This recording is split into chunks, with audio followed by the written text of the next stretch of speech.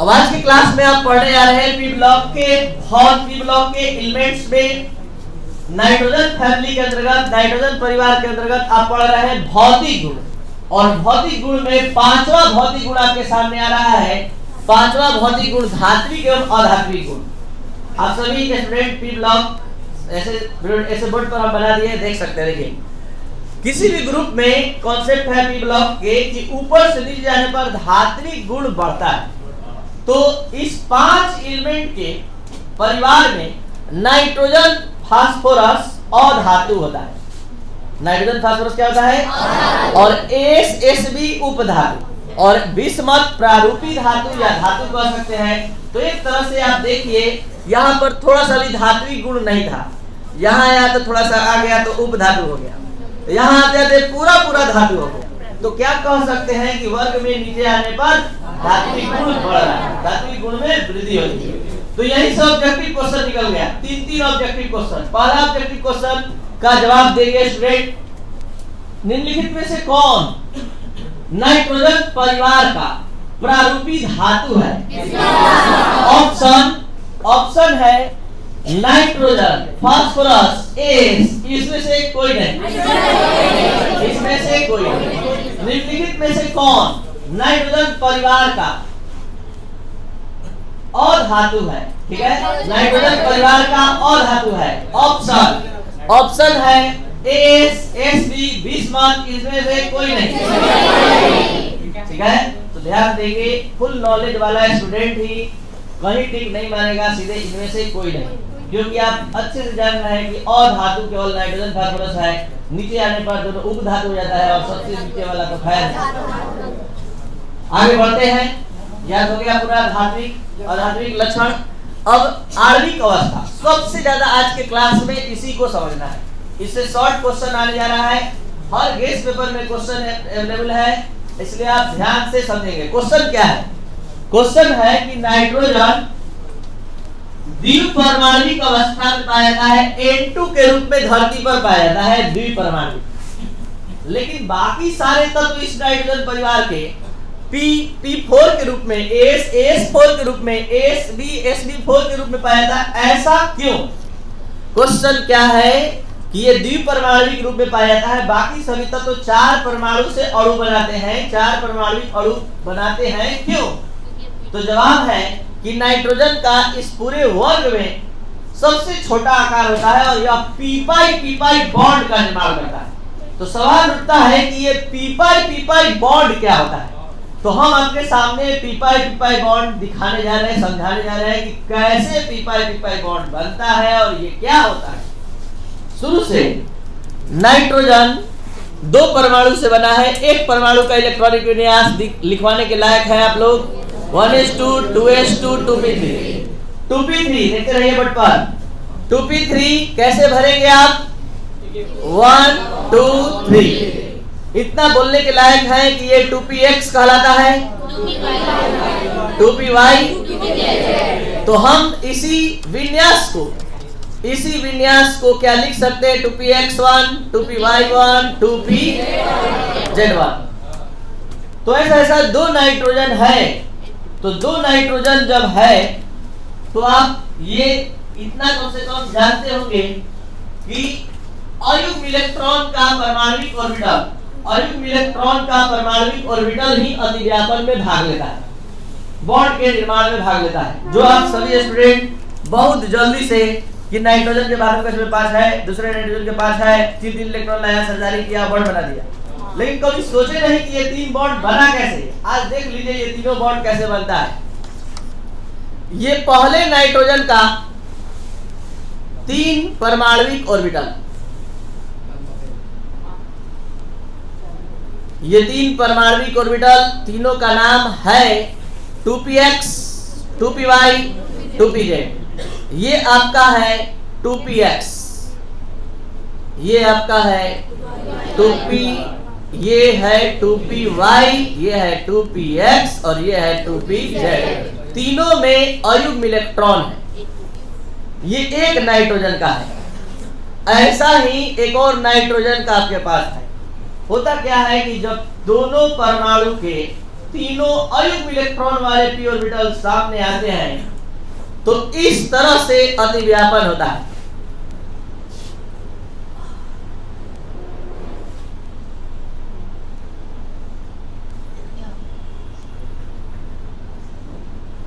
इस तरह से अतिव्यापन होता है। आते ही इसका जोड़ा लग गया, क्योंकि वो भी एक अल्फाबेट लेकर आएगा। एक इसका है और एक इसका है, और ये दोनों तो अतिव्यापन करता हुआ दिखाई दे रहा है, लेकिन ये दोनों कैसे अतिव्यापन, तो देखिए इस तरह से अतिव्यापन करता है। ये दोनों लोब्स ऊपर वाला एक दूसरे को ऐसे टच करता है, लेकिन हम इस बोर्ड पर नहीं दिखा सकते कि कैसे ये टच करेगा, इसलिए हम इसको केवल इशारा दे सकते हैं कि ऐसे अतिव्यापन इसका इसके साथ होगा, ये पाई बॉन्ड बनेगा, इसका इसके साथ होगा, पाई बॉन्ड बनेगा। तो ये रैखिक अतिव्यापन कहलाता है। एक अक्ष में एक रेखा में आकर अतिव्यापन, दो परमाणु ऑर्बिटल का अतिव्यापन जिसको समझ आता है, दो परमाणु ऑर्बिटल का मिल रहा है, तो ये रैखिक रूप से मिल रहा है, ये समानांतर रूप से मिल रहा है, तो ये पाई बॉन्ड बनाएगा, ये भी पाई बॉन्ड बनाएगा। तो इस ट्रिपल बॉन्ड में आप लोग बोलते हैं हमेशा कि एक सिग्मा, तो एक सिग्मा ये वाला सिग्मा है, दो पाई तो ये दो पाई है। और आपको बता दें कि यही pi bond P pi bond कहलाता है। पी पाई क्यों नाम पड़ा, क्योंकि ये दो पी ऑर्बिटल के अतिव्यापन से पाई बॉन्ड बना। तो ये है पी ऑर्बिटल, ये है पी ऑर्बिटल, तो ये जो पाई बॉन्ड बना इसी का नाम है पी पाई बॉन्ड, यानी पीपी ऑर्बिटल के अतिव्यापन से बना हुआ pi bond P pi bond, pi bond कहलाता है पी पाई बॉन्ड। ये पी पाई बॉन्ड जितना आराम से नाइट्रोजन बना लिया, आकार छोटा होने के चलते दो एटॉमिक ऑर्बिटल उतना नजदीक आ गए, अतिव्यापन कर लिए, तो दो पी पाई बॉन्ड बना है, एक नहीं दो, एक 2pz बनाया और एक 2py बनाया, 2px कौन सा बॉन्ड बनाया, सिग्मा बॉन्ड। तो जो ये पी पाई बॉन्ड बना रहा है, यही ट्रिपल बॉन्ड बनाने का इन्वायरमेंट तैयार करता है। तो जिससे समझ में आता है कि दो नाइट्रोजन भी आपस में साझेदारी करके ये N2 का निर्माण कर सकता है। ऐसा अगर चाहे तो फास्फोरस नहीं कर सकता है, एस नहीं कर सकता है, एस भी नहीं, क्यों, आकार बड़ा है, और ये पी पाई बॉन्ड का निर्माण इतना नजदीक नहीं आ सकता है एक दूसरे से कि वो दो पाई बॉन्ड अलग से बना दे। इसलिए यहाँ नाइट्रोजन ही केवल इस धरती पर N2 के फॉर्म में पाया जाता है, बाकी सब P4 के रूप में, P का सूत्र था P4, AS का AS4, SB का SB4 और बिस्मथ तो रेडियो सक्रिय। तो यहाँ आप जाने एक क्वेश्चन का जवाब, क्वेश्चन था नाइट्रोजन द्विपरमाणु अवस्था पाया जाता है, क्यों, जवाब दो लाइन में, नाइट्रोजन का आकार अपने पूरे परिवार में सबसे छोटा होता है और यह पी पाई बॉन्ड का निर्माण करता है। पी पाई बॉन्ड क्या है, बहुत बड़ा चीज नहीं है, आप देख लीजिए, जब दो परमाणु ऑर्बिटल इस तरह से समानांतर अतिव्यापन करते, दो परमाणु ऑर्बिटल के पी ऑर्बिटल जब अतिव्यापन करते हुए पाई बॉन्ड बनाते हैं तो इसी को क्या कहते हैं, पी पाई पीपी ऑर्बिटल के अतिव्यापन से बना हुआ पाई बॉन्ड पी पाई कहलाता है। और ये केवल नाइट्रोजन बना सकता है इस पूरे वर्ग में, बाकी कोई नहीं बना सकता। यही कारण है द्विपरमाणु अवस्था में पाया जाता है, बाकी सब चार परमाणु मतलब ये चार परमाणु का इस्तेमाल करके तो अणु बनाएगा। सूत्र तैयार है, देखिए आगे क्वथनांक गलनांक, 5 मिनट थोड़ा एक्स्ट्रा ज्यादा लगेगा, आप घबराएंगे नहीं, एकदम इत्मीनान से समझेंगे, तुरंत हम छोड़ देंगे। क्वथनांक गलनांक, नाइट्रोजन परिवार में जो जो हम नीचे जाते हैं तो शुरू के तीन तत्व में क्वथनांक गलनांक बढ़ता है, बाद के दो तत्वों में क्वथनांक गलनांक घट जाता है। इसका कारण ये है कि जैसे जैसे हम ऊपर से नीचे आते हैं बॉन्ड बनाने की क्षमता वृद्धि होती है, और आप डी ब्लॉक में बढ़ चुके हैं, जो जितना अधिक मैक्सिमम बॉन्ड बनाता है, जितना ज्यादा एटम को अपने से जोड़ता है, उसकी जटिलता बढ़ती जाती है, उसका क्वथनांक गलनांक बढ़ता जाता है। लेकिन जो ही नीचे आते हैं एसपी और बिस्मथ में तो लिखा हुआ है due to inert pair effect, मतलब क्वथनांक गलनांक घट जाता है। इसका कारण यह है कि इसके बाहर कक्ष में 5 इलेक्ट्रॉन होते हुए भी साझेदारी में भाग नहीं लेता है, 3 ही लेता है। क्यों ऐसा होता है, क्योंकि जो एस उपकक्ष का इलेक्ट्रॉन है वो नाभिक से ज्यादा आकर्षित हो जाता है और वो साझेदारी में भाग नहीं लेता है, जिसको हम लोग निष्क्रिय युग्म प्रभाव कहते हैं। आप सभी को बता दें कि नाइट्रोजन परिवार के हर तत्व के बाहर कक्ष में 5 इलेक्ट्रॉन, लेकिन 3 इलेक्ट्रॉन आसानी से भाग ले लेता है और 2 इलेक्ट्रॉन जो है नीचे के 2 तत्वों में वो भाग नहीं लेता है, जो नाभिक से ज्यादा आकर्षित होने के कारण बाहर में रहते हुए भाग नहीं लिया। जैसे देखिए इसका बात कर रहे हैं, तो ये नाइट्रोजन में नहीं बल्कि इसमें एस और Sb और बिस्मथ में।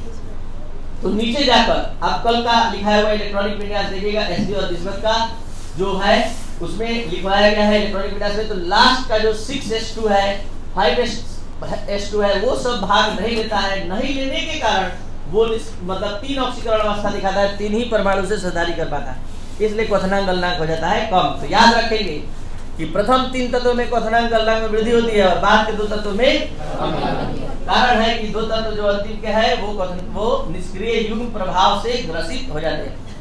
अब बात करते हैं अपरूपता। जिस तरह से आप सभी स्टूडेंट जानते हैं कि कार्बन का 2 अपरूप होता है, हीरा और ग्रेफाइट, उसी अंदाज में आज से जानिए नाइट्रोजन परिवार के अपरूप के बारे में। नाइट्रोजन का कोई अपरूप नहीं होता है। फास्फोरस का 3 अपरूप, लाल फास्फोरस, श्वेत फास्फोरस, काला फास्फोरस। Sb का 2 येलो और सिल्वर। अब बात करते हैं कैटेनेशन का। कैटेनेशन क्या होता है? आप कैटेनेशन ऑर्गेनिक केमिस्ट्री में पढ़ कर रहे हैं। किसी परमाणु का अपने ही जैसे परमाणु के साथ जुड़कर खुली श्रृंखला का निर्माण करना और अपने ही जैसे परमाणु के साथ जुड़कर बंद श्रृंखला का निर्माण करना कैटेनेशन कहलाता है। आपको बता दें कि ये कैटेनेशन का गुण फास्फोरस भी दिखा सकता है। ये देखिए फास्फोरस, ब्लैक फास्फोरस, ये इस तरह का, ये फास्फोरस के आगे पीछे 3 बॉन्ड कंप्लीट है, ये कैटेनेशन का गुण दिखा रहा है। तो इस पूरे नाइट्रोजन परिवार में सबसे अधिक कैटेनेशन का गुण कौन दिखाता है? तो यही 3 में कैटेनेशन का गुण ज्यादा देखा जाता है। ये तो केवल +3 ऑक्सीकरण अवस्था अधिकतर दिखाता है। तो ये 3 में भी सबसे अधिक फास्फोरस, उससे कम नाइट्रोजन और सबसे कम। तो पूछा जाए अगर निम्नलिखित में से कौन सबसे अधिक कैटेनेशन प्रॉपर्टी दिखाता है? ऑप्शन सुनिए, ऑप्शन है बिस्मथ, Sb, नाइट्रोजन, इनमें से कोई नहीं, एकदम गलत। नाइट्रोजन। इस तीनों में जितना ऑप्शन दिया गया है उस समय कौन दिखा सकता है? नाइट्रोजन। आप अपने दिमाग से नहीं, ऑब्जेक्टिव क्वेश्चन के दिमाग से चलो। हमने ऑप्शन क्या बोला? Sb, bismuth, nitrogen. हम तो ये नहीं तुलना किए कि नाइट्रोजन फास्फोरस से बोले, उसने तो बोले नाइट्रोजन, इनमें से कोई नहीं। तो उस तीनों में नाइट्रोजन। इसलिए सब चीज आते हुए हड़बड़ी में गलती करना बेकार है। देखिए अब जरा सा ध्यान दे जाए। रासायनिक गुण स्टार्ट हो रहा है ऑक्सीकरण अवस्था से। ऑक्सीकरण अवस्था प्रारंभ करने से पहले ऑक्सीकरण अवस्था का रूल नंबर 11 आज आप सभी स्टूडेंट को एक वीडियो लेक्चर आपके व्हाट्सएप नंबर पर सेंड किया जाएगा। ऑक्सीकरण अवस्था से संबंधित आज अगर आप फुर्सत में जब होंगे तो उसको जरूर से कंप्लीट कर लीजिए। आगे का हर चैप्टर में साथ देगा ये ऑक्सीकरण अवस्था जो 11th क्लास का है। 3 वीडियो लेक्चर हो सकता है हमारे पास है, तीनों हम आप लोगों को आज दे देंगे। अगर पढ़ने लिखने वाले आप स्टूडेंट हो गए तो पी ब्लॉक का पूरा ऑक्सीकरण अवस्था का सब कंप्लीट कर लेंगे आप घर बैठे। देखा जाए रूल नंबर 11 क्या कहता है? किसी तत्व की अधिकतम ऑक्सीकरण संख्या उसके वर्ग संख्या के बराबर होती है। सुनिएगा ध्यान से, किसी तत्व की अधिकतम ऑक्सीकरण संख्या इसके वर्ग संख्या के बराबर होती है। तो इसका वर्ग संख्या कितना है? इन सभी का अधिकतम ऑक्सीकरण संख्या हो गया +5। किसी तत्व की न्यूनतम ऑक्सीकरण संख्या वर्ग माइनस 8 के बराबर होती है न्यूनतम। तो वर्ग संख्या लिख दिए अब -8 कर दिए तो कितना आया? तो -3 न्यूनतम, अधिकतम। मतलब दुनिया के किसी भी कंपाउंड में अगर नाइट्रोजन परिवार का सदस्य आ गया तो इसके ऑक्सीकरण संख्या का रेंज क्या होगा? -3 से +5। अगर +6 आ गया आपका आंसर गलत है, आप जरूर कुछ मिस्टेक किए हैं। -4 आ गया तो भी गलत है। 0 आया सही है, -2 आया +3 आया +4 आया +7 आ गया गलत। ये समझ गए? तो ये इसका ऑक्सीकरण संख्या का रेंज है पूरे नाइट्रोजन परिवार का। अगर आपको समझ में सही से आ गया तो आज ही एक सवाल का जवाब दे दीजिए। ऑक्सीजन परिवार का ग्रुप नंबर 6 है तो इसका मैक्सिमम क्या हो जाएगा, और न्यूनतम -2। वर्ग संख्या -8 बताए, तो इसका आंसर होगा -2 से +6 के बीच। तो यहाँ पर ये वाला लाइन समझ में आ गया। आगे बढ़ा जाए। नाइट्रोजन और फास्फोरस ही केवल इस वर्ग में ऋणात्मक ऑक्सीकरण अवस्था दिखाते हैं और कोई नहीं दिखाता है। और -3 ऑक्सीकरण अवस्था कहाँ देखने के लिए मिलता है, CH3N2। जरा देख लिया जाए, CH3N2 के लिए CH3N2, यहाँ हम N का ऑक्सीकरण संख्या आपके सामने निकालना चाहते हैं। ये क्षारीय पार्थिव धातु, दुनिया के किसी भी यौगिक में क्षारीय पार्थिव धातु का ऑक्सीकरण संख्या +2 होता है। कोई भी कैल्शियम का बदलने वाला ही नहीं है। 3 और नाइट्रोजन का यहाँ पर हम लिख रहे हैं क्या, नाइट्रोजन का निकालना है। तो नाइट्रोजन का निकालना है तो हम लिख दिए x गुणा 2 बराबर 0।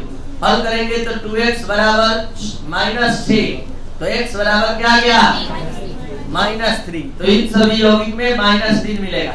यहाँ नाइट्रोजन फास्फोरस का ऑक्सीकरण संख्या N2H4 में क्या मिलेगा, -2। N2H4 में -2 कैसे देखा जाए, x गुणा 2। हाइड्रोजन का साधारणतः +1 होता है, इक्वल 0। ये सब कैसे होता है, +1 होता है। आज एक वीडियो लेकर आपको समझाएगा कि कैसे होता है। वो 11th क्लास का ऑक्सीडेशन स्टेट है, आज अच्छे से उसको कंप्लीट कर लेंगे। जल्दी से हल करवाइए।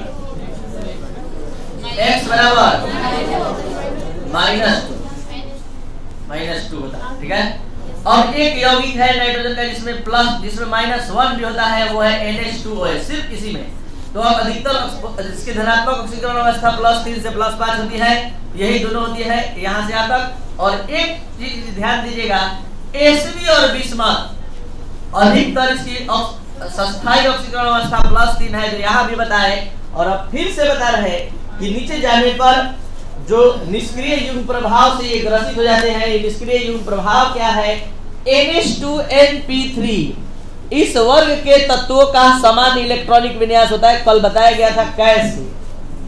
तो NH2 इलेक्ट्रॉन का बॉन्ड के निर्माण में भाग नहीं लेना निष्क्रिय युग्म प्रभाव है, और ये नाभिक से ज्यादा आकर्षण बल से बंध हो जाता है नीचे जाकर दो तत्वों में, और वहां पर बॉन्ड के निर्माण में भाग नहीं लेता है। तो केवल इसका इलेक्ट्रॉन भाग लेने से +3 ऑक्सीकरण अवस्था और स्थायी ऑक्सीकरण अवस्था होती है। इसी को हम निष्क्रिय युग्म प्रभाव कहते हैं। तो बात के लास्ट के दो तत्वों में केवल 2 ही तत्व है, Sb और बिस्मथ, +3 ऑक्सीकरण अवस्था दिखाया।